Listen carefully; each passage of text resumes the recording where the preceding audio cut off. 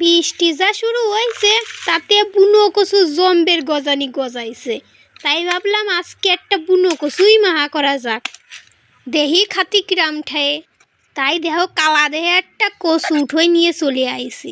ভালো করে পরিষ্কার টরিষ্কার করে কচুটারে নিলাম একটু স্নান করাইয়ে, তারপর আর কি সুন্দর করে কাটিয়েও নিলাম। দেহ কত সুন্দর কালার দেখছো, কালা কচু বলে কথা। কয়েকজন আছে যারা ভিডিও দেখলেই উল্টো পাল্টা কমেন্ট করতে চলে আসে, তাগের আর কি কব।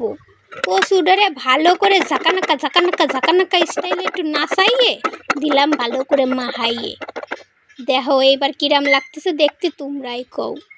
তোমরা যদি টেস্ট করতে চাও একবার বাড়ি মাহাই দেহ, ভালোই লাগবে।